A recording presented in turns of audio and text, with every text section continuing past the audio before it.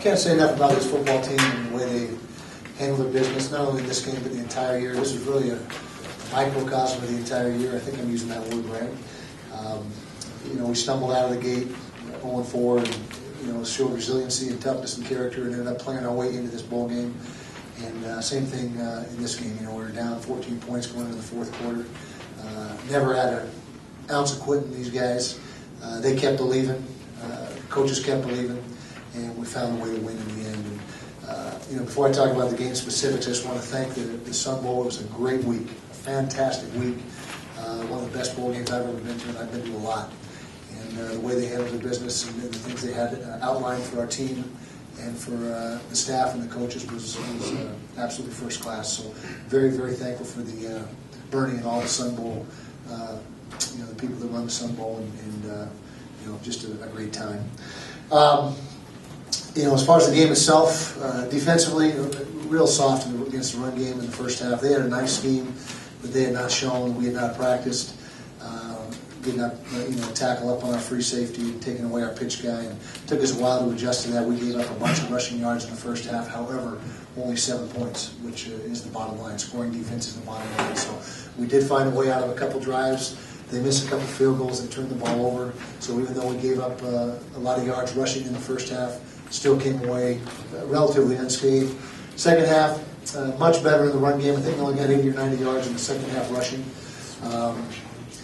But we gave up some big plays in the throw game. So the thing we did defensively that was disappointing is the big plays. The run plays in the first half and the throw plays in the second half. However, when the fourth quarter came around, we stiffened and got every stop we needed to get. Thought about going for it on 4th and 3 down in our own territory when it was like 2:55 left. But we had all 3 timeouts.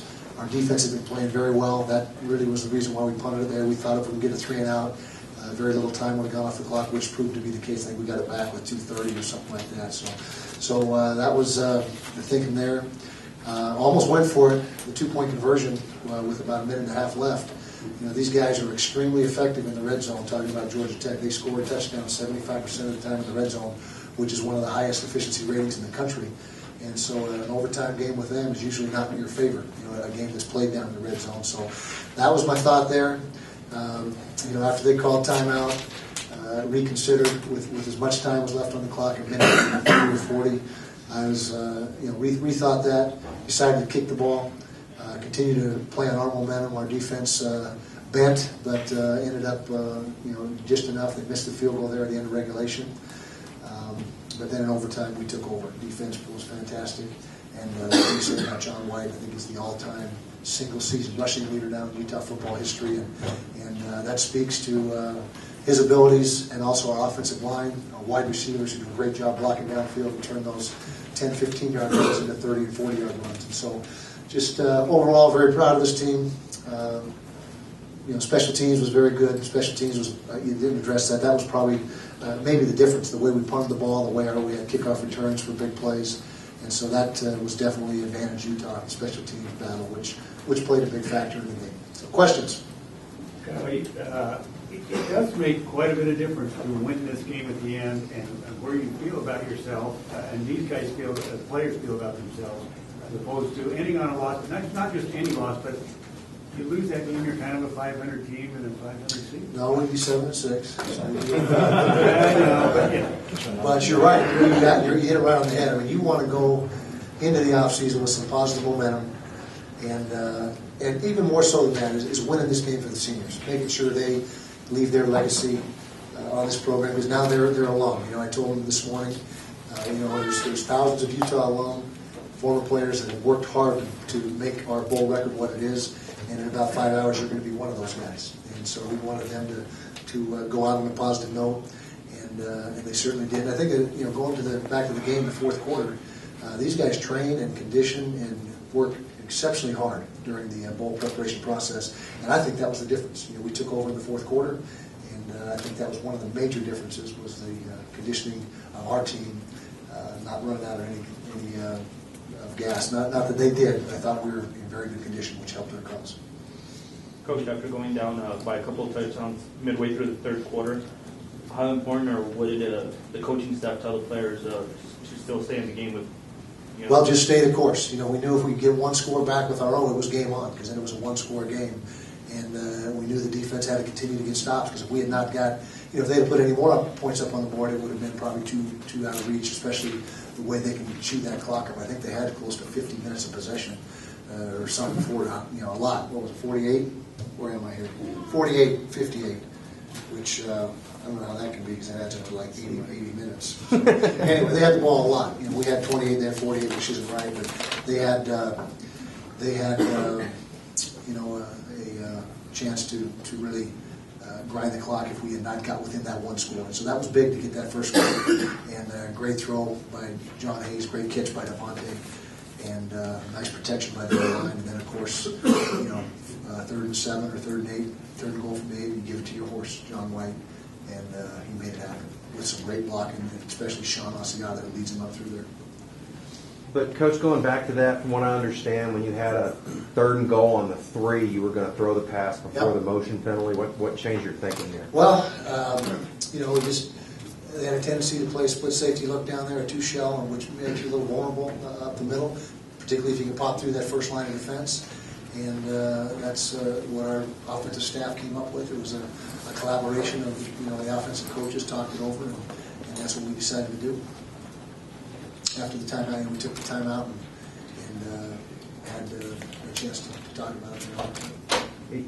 Your offense seemed kind of on the wrong end of things for about 2.5 quarters. What changed it so dramatically for you? Well, you know, I think first of all we started pretty decent. You know, we got in the end zone early in the game, and then we bogged down. You know, we had a couple turnovers. The one that was very damaging was the interception return for a touchdown. Maybe that was the only way. We had 2 turnovers or one. One. Well, the one turnover was damaging, and I didn't make very many first downs. You know, our 3rd down percentage in the first half, I think, was like 1 of 5, which is not good. You know, when you play a team like Georgia Tech, you got to keep their offense off the field as much as possible. And we weren't doing a good job of that offensively in the first half. Coach, you gave John the opportunity to throw late in regulation. Talk about the improvement of your passing game in the red zone, just over the last season. Yeah, I think you know, the last half of the season, I think our passing game was much better, much more efficient.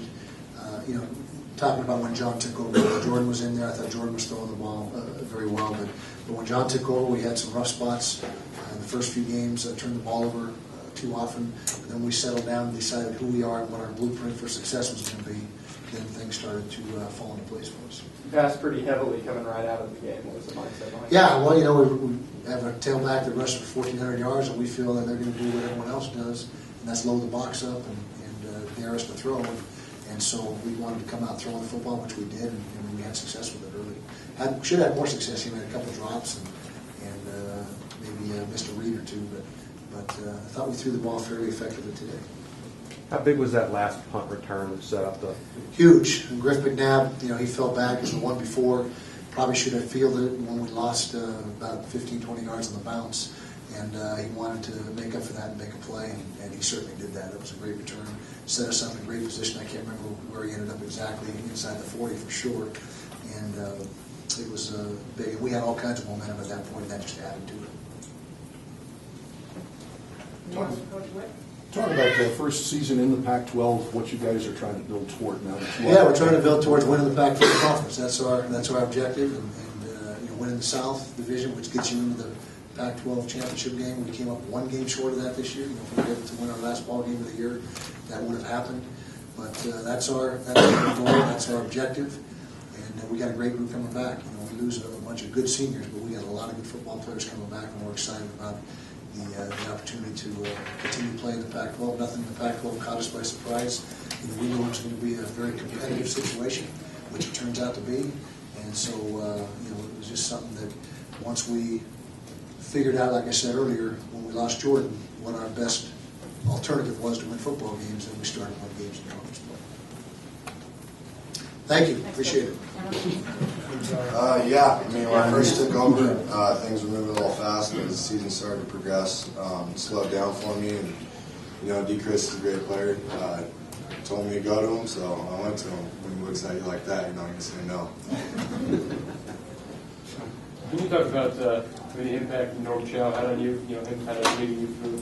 You know, he's the only coach in Division I who gave me a shot, I'm going to be forever indebted to him. He's a great coach, great person, and sad he's leaving, but we got to move forward next season.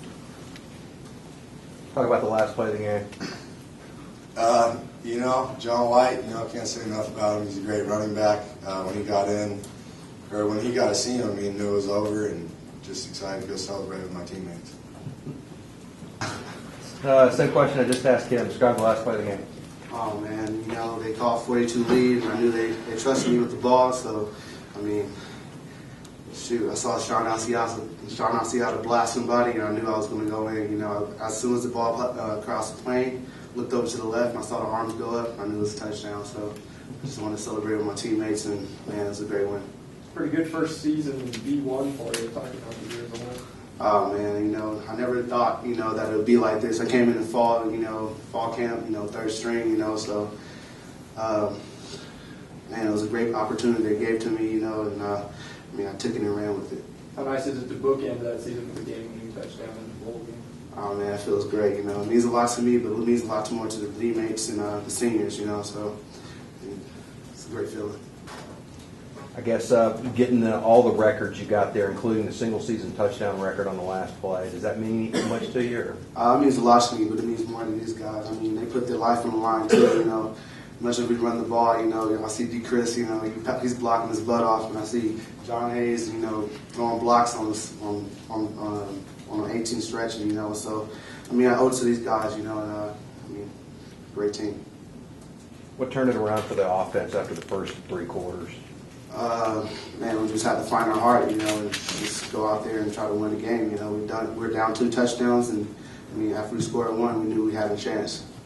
Kind of like Coach Witt said, they switched up a little bit of stuff with their schemes and stuff to a scheme against the way we were playing. So, I just got to attribute it to our defense. We just had good effort the whole second half, and the coaches made some good adjustments to counteract their adjustments. So, the second half, they were guessing how we were playing their stuff. Whittingham said they kind of surprised you with some sets early in the game. Was that just learn on the fly for you guys? How difficult was it to adjust there? Yeah, it was the same plays and stuff. It's just they switched up a couple assignments on who their guys are blocking. So how we had schemed to beat it, they were scheming to beat Eric Rowe, flying to the pitch and stuff like that. So yeah, when we changed it, they didn't know what to do. Describe that their field goal attempt. What's going through your mind when they line up to kick that?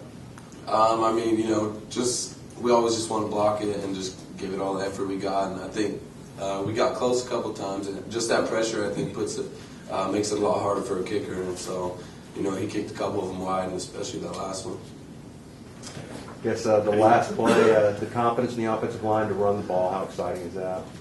I felt great about it. The whole game was kind of one of those where you come out and Coach was really trying to throw the ball a lot, like Coach Witt described. It was kind of one of those things that we anticipated him loading the box, so we wanted to throw early. And you get kind of frustrated as an offensive lineman. You kind of wonder, why aren't we coming out running the ball like we do all the time?